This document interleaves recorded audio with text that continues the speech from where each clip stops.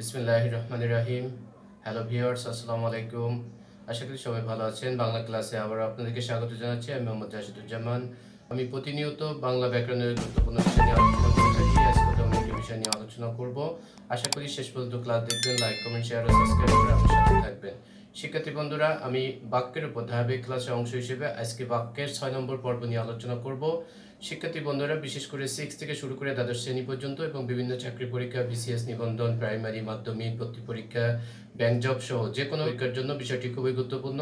আসলে বাক্য থেকে আমরা প্রতি পরীক্ষায় যে কোনো পরীক্ষায় প্রশ্ন পেয়ে থাকি। বিশেষ করে যারা এইচএসসি ইন্টার পরীক্ষার্থী তাদেরকে বাক্য থেকে প্রশ্ন লিখতে হয়।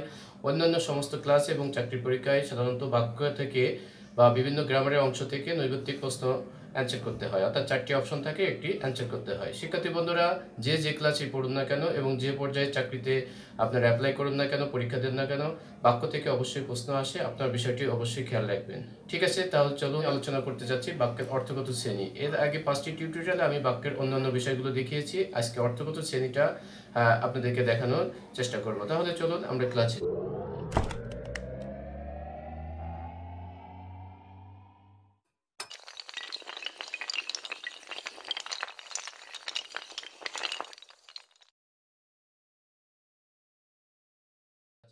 শিক্ষার্থী বন্ধুরা, বাক্যের দুই রকম শ্রেণী রয়েছে। আমি গত টিউটোরিয়ালে পড়িয়েছি বাক্যের গঠনগত শ্রেণী।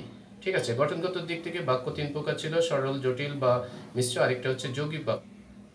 আজকে আমি দেখাবো বাক্যের অর্থগত শ্রেণী। আমরা ইংরেজিতে পড়ে থাকি assertive sentence, interrogative sentence, imperative sentence, এগুলো পড়ে থাকি। ঠিক আছে, সেটাই হচ্ছে এই বাক্যের অর্থগত শ্রেণীর মধ্যে রয়েছে। তাহলে বাংলাতে এই বাক্যের অর্থগত যে শ্রেণী, সেই অনুযায়ী বাক্য কয় প্রকার? 5 প্রকার। ঠিক আছে, অর্থাৎ বাক্যের কোন কোন বাক্য কোন কোন অর্থ প্রকাশ করে, কি ধরনের অর্থ প্রকাশ করে, সেই অনুযায়ী এটাকে অর্থগত শ্রেণী নাম দেওয়া হয়েছে। তাহলে অর্থগত ভাবে বাক্য 5 প্রকার। আপনি যারা কলেজ পড়ুয়া, কলেজে পরীক্ষা দেবেন, তাদেরকে এটা লিখতে হবে। অন্যান্য পরীক্ষায় নৈর্ব্যক্তিক প্রশ্ন থাকবে। ঠিক আছে, তাহলে অবশ্যই খেয়াল করবেন। আমরা অর্থগতভাবে বাক্য যে 5 প্রকার সেটা আজকে দেখছি। এর মধ্যে ক নম্বরে দেখেন, প্রথমটাই হচ্ছে বর্ণনামূলক বা বিবৃতিমূলক বাক্য।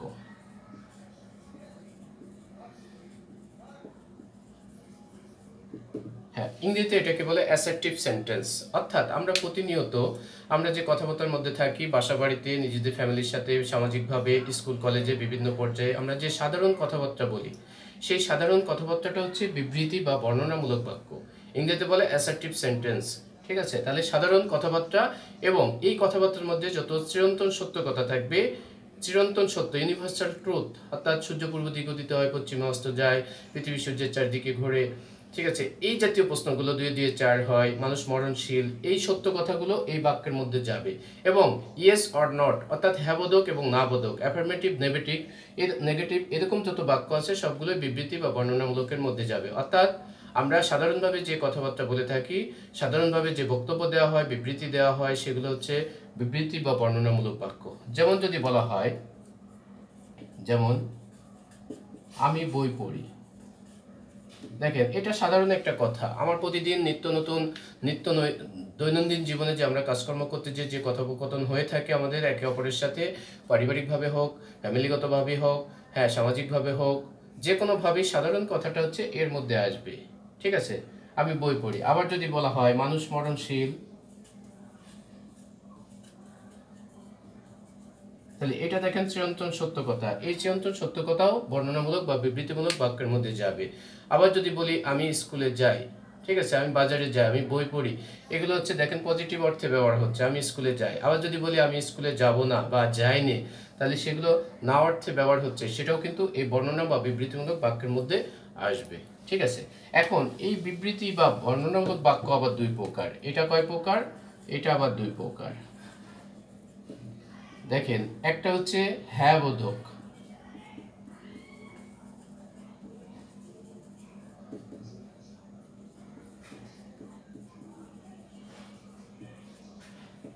হ্যাঁ বোধকে কি হবে?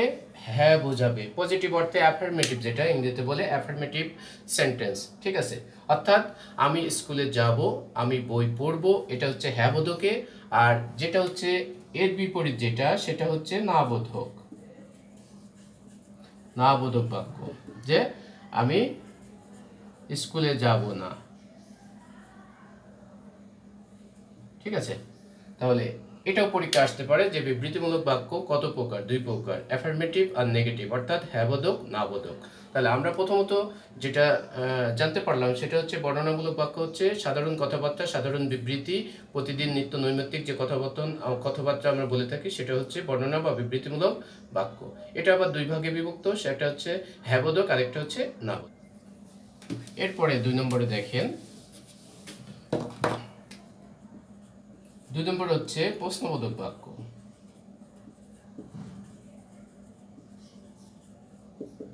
এর আরেক নাম হচ্ছে জিজ্ঞাসাবোধক বাক্য, অর্থাৎ যে বাক্যে কোনো কিছু জিজ্ঞাসা করা হয়, জানতে চাওয়া হয়, কোনো কিছু জানতে চাওয়া হবে।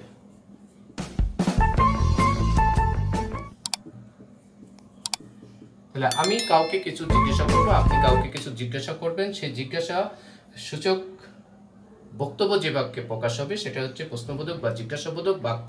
আরেকটা কথা খেয়াল রাখতে হবে শিক্ষার্থী বন্ধুরা, যে বাক্যে আপনি কাউকে জিজ্ঞাসা করছেন কিছু, সেই বাক্যে যদি প্রশ্নের শেষে অর্থাৎ উত্তরের শেষে, প্রশ্নের শেষে, উদাহরণের শেষে যদি জিজ্ঞাসাবোধক চিহ্নটা ব্যবহার না করা হয় তাহলে সেটা কিন্তু প্রশ্নবোধক বাক্য হবে না। অবশ্যই প্রশ্নবোধক বাক্যের শেষে আপনি যখন প্রশ্ন করবেন তখন জিজ্ঞাসাবোধক চিহ্নটা আপনাকে ব্যবহার করতে হবে। এটা কিন্তু যতিবাচক চিহ্ন, ঠিক আছে? অর্থাৎ জিজ্ঞাসার ক্ষেত্রে, জানার ক্ষেত্রে, জানতে চাওয়ার ক্ষেত্রে এই চিহ্নটা অবশ্যই বসাতে হবে, ঠিক আছে? আমরা এইখানে একটু ভুল করে থাকি, আপনারা দেখবেন যেমন দেখেন,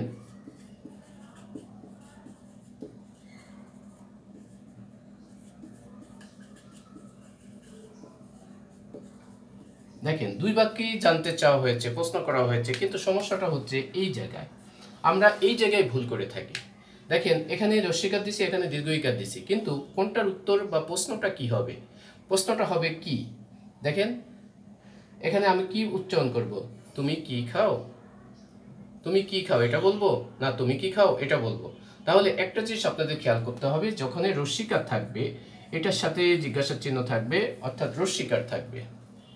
এই রস্যইকার যখন থাকবে তখন প্রশ্নের উত্তর হ্যাঁ অথবা না হবে, এইভাবে আপনাকে প্রশ্ন করতে হবে।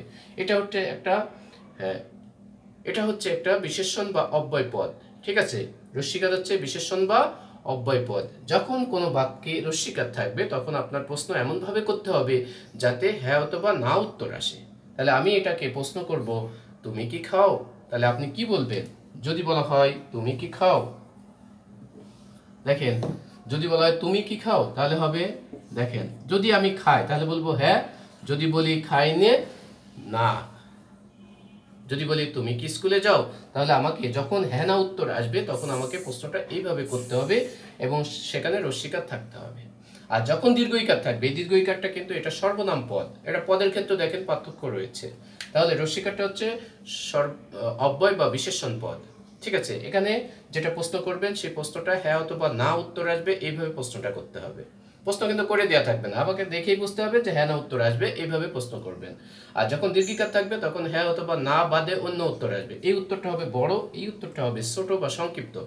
যেমন দেখেন এখানে আমি উচ্চারণ করব তুমি কি খাও, আমি যদি বলি ভাত, মাছ, কোক, একটা কিছু বলতে হবে, তাহলে দেখেন এই উত্তরটা বড় হচ্ছে এবং হ্যাঁ অথবা না আসছে না। তাহলে হ্যাঁ অথবা না বাদে যত জায়গায় দীর্ঘিকার থাকবে সেখানে উত্তরটা হবে বড়, ঠিক আছে? অন্য কিছু আসবে, হ্যাঁ না বাদে উত্তর আসবে যখন দীর্ঘিকার থাকবে। তাহলে আমাদের দুটাই হচ্ছে প্রশ্নবোধক চিহ্ন, কিন্তু ব্যবহারটা আমাদেরকে দেখতে হবে। তাহলে দেখেন যে বাক্যে হ্যাঁ অথবা না প্রকাশ পায় সেটা হচ্ছে প্রশ্নবোধক বা জিজ্ঞাসাবোধক বাক্য। এই বাক্যের শেষে অবশ্যই জিজ্ঞাসাবোধক বা প্রশ্নবোধক চিহ্নটা আবশ্যক, না দিলে কিন্তু আর প্রশ্ন বোঝাবে না, অন্য কিছু হয়তো বোঝাবে, সাধারণ বাক্য হবে, ঠিক আছে? তাহলে এটা আমরা জানতে পারলাম এবং এটার ব্যবহার আমরা জানতে পারলাম। আমার এর টিউটোরিয়াল আছে কি রস্যিকার দীর্ঘিকার দিয়ে আর বাংলা এডুকেশনে, সেটা আপনি দেখতে পারেন, ঠিক আছে? আচ্ছা 3 নম্বর বন্ধুরা, 3 নম্বরে দেখেন বিস্ময়সূচক বাক্য।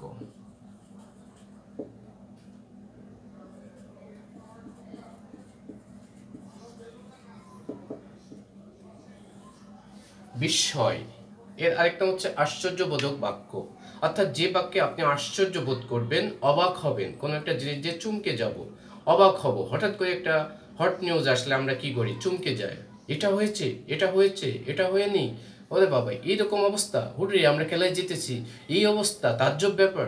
এই যে নানা রকম যে আমাদের মনের যে বিস্ময় বোধ সৃষ্টি করে, বিস্ময়কর কোনো কিছু শুনলে বিস্ময় বোধ সৃষ্টি করে, অবাক করে দেয়, সেরকম বাক্য হচ্ছে বিস্ময়সূচক বাক্য। এটাকে বলে এক্সক্লেমেটরি সেন্টেন্স। ঠিক আছে, ইংরেজিতে বলে এক্সক্লেমেটরি। তাহলে কোনো বাক্যে যা আশ্চর্যজনক কিছু প্রকাশ হয়, অবাক করা বোঝায়। দেখেন, আশ্চর্য বা অবাক করা কিছু বোঝায়। তাহলে কোনো বাক্যে আশ্চর্যজনক কিছু বোঝাবে অথবা অবাক করা বোঝাবে, সেরকম বাক্যকে বিস্ময়সূচক বা আশ্চর্যবোধক বা এক্সক্লেমেটরি সেন্টেন্স হিসেবে অভিহিত করতে পারি।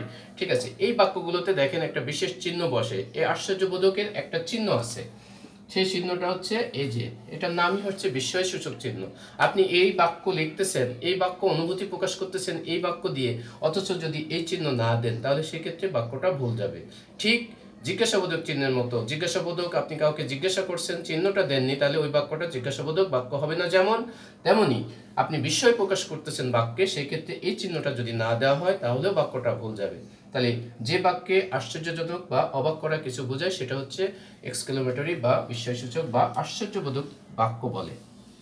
এখন এই চিহ্নের ব্যবহারটা আবার ভিন্ন রকম আছে। যেমন দেখেন, আমরা যদি বলি হুররে খেলায় জিতেছি,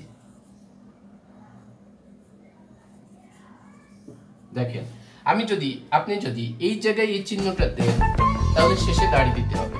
এখন যদি আপনি এই চিহ্ন শেষে বসান তাহলে এখানে কি দেবেন? এখানে এটা আপনাদেরকে অবশ্যই খেয়াল করতে হবে। আধুনিক বাংলায়, ঠিক আছে, বিস্ময়বোধক শব্দের পরে আমরা কি দেব? কমা দিতে পারি, শেষে এই চিহ্ন দিতে পারি। আর যদি এখানে আপনি এই চিহ্ন দেন তাহলে শেষে আপনাকে দাড়ি বসাতে হবে। এখানে মনে করেন যে আপনি এই চিহ্ন দিয়েছেন, তাহলে আমাকে শেষে দাড়ি দিতে হবে। তবে আধুনিক নিয়মে এই সম্বোধন সূচক এই চিহ্নটার পরে, এই বাক্যটার পরে, এই শব্দটার পরে আমরা কি দেব? এই চিহ্ন দেব। ঠিক আছে, আমরা কমা দেব। ঠিক আছে, তাহলে আধুনিক বাংলায় এই বিস্ময়সূচক শব্দটার পরে যে সম্বোধন করতেছি আমরা, তারপরে আমরা কমা দেব। ঠিক আছে, এটাকে সম্বোধন সূচক বাক্য বলা হয় অথবা বিস্ময়সূচক বাক্য বলা হয়। তাহলে যে বাক্যে কি হবে? অবাক করা কিছু বোঝাবে, আশ্চর্যজনক কিছু বোঝাবে, সেই বাক্যকে আমরা বিস্ময়সূচক বাক্য বলতে পারি। এই বাক্যের আমরা বলছি ওই শব্দের পরে আমরা এই চিহ্নটা দিতে পারি, তাহলে শেষে দাঁড়িয়ে দেব। আর এরপরে যদি কমা দিই তাহলে শেষে আমরা ওই চিহ্ন দেব। আচ্ছা, এরপরের নাম্বার দেখেন, ইচ্ছাসূচক বাক্য।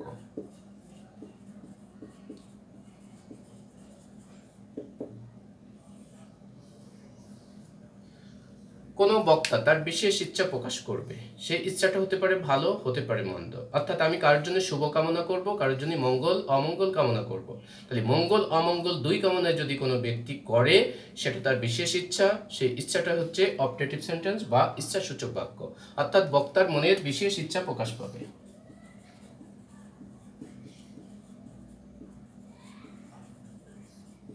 তাহলে এই বাক্যে কি হবে? বক্তার মনের বিশেষ ইচ্ছা প্রকাশ পায়। বিশেষ ইচ্ছা যে বাক্যে প্রকাশ পায় সেটাকে বলে ইচ্ছাসূচক বাক্য। ঠিক আছে, এখন এই ইচ্ছাটা ভালো মন্দ দুই রকমই হতে পারে, মঙ্গল অমঙ্গল দুই রকমই হতে পারে, শুভ অশুভ দুইটাই হতে পারে। এখন যদি বলি তুমি দীর্ঘজীবী হও, আল্লাহ তোমার মঙ্গল করো, তুমি পরীক্ষায় ভালো করো, তুমি সফল হও, তাহলে এটা বলা যাবে।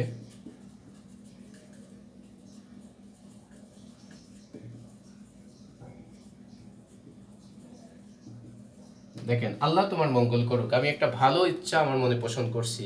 এখন গরম পড়তেছে, আমি ভাবছি এখন বৃষ্টি আসুক, আমার বিশেষ ইচ্ছা প্রকাশ হচ্ছে।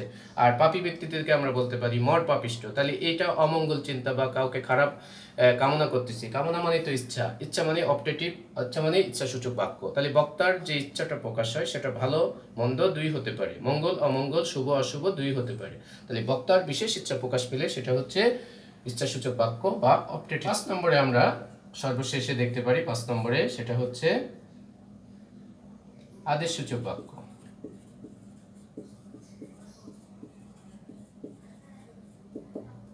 বন্ধুরা, আদেশসূচক বাক্য হচ্ছে ইম্পারেটিভ সেন্টেন্স, অর্থাৎ এখানে শুধু আদেশই না, আদেশ, নিষেধ, উপদেশ, অনুরোধ এগুলো থাকবে।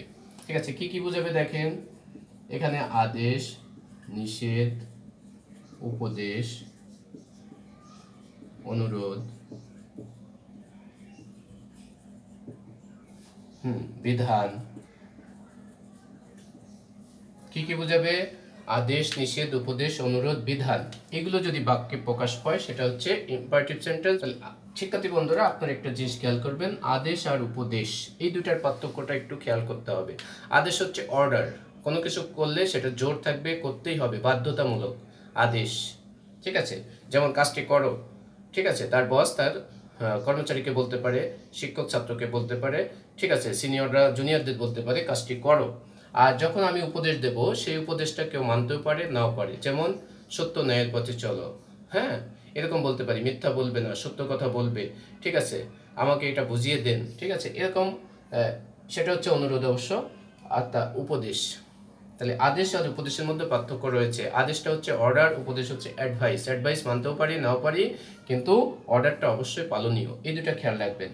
তাহলে আদেশ আর উপদেশের পার্থক্য। আর নিষেধ তো বুঝতেছেন, যেমন ওখানে যেও না, নিষেধ করা হচ্ছে, মিথ্যা কথা বলো না, ঠিক আছে, অনুরোধ করা হচ্ছে, আমাকে এটা বুঝিয়ে দিন, ঠিক আছে। বিধান, বিধানটা কি?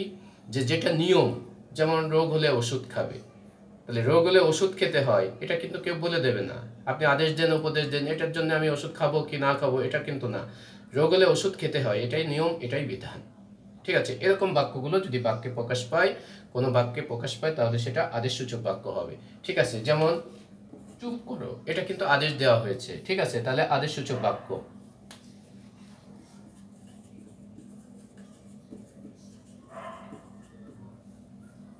সত্য কথা বলবে, তাহলে সত্য কথা বলবে, এটা দেখেন উপদেশ, ঠিক আছে। অনুরোধ, আমাকে অঙ্কটা বুঝিয়ে দিন, অনুরোধ করছে। হ্যাঁ, রোগ হলে ওষুধ খাবে, এটা বিধান, ঠিক আছে। নিষেধ, মিথ্যা কথা বলো না, ওখানে যেও না, ঠিক আছে, সাবধানে চলো, ঠিক আছে, উপদেশ দেওয়া হচ্ছে। তাহলে এই জিনিসগুলো হচ্ছে আদেশসূচক বা ইম্পারেটিভ সেন্টেন্স। তাহলে শিক্ষার্থী বন্ধুরা, আমরা যে অর্থগতভাবে বাক্য যে 3 প্রকার সেটা দেখানোর চেষ্টা করলাম। আশা করি উপকৃত হয়েছেন, বুঝতে পেরেছেন এবং শেষ পর্যন্ত ক্লাস দেখেছেন। আর পরবর্তী ক্লাসের আমন্ত্রণ জানিয়ে আজকের মতো এখানেই শেষ করছি। আল্লাহ হাফেজ, আসসালামু আলাইকুম।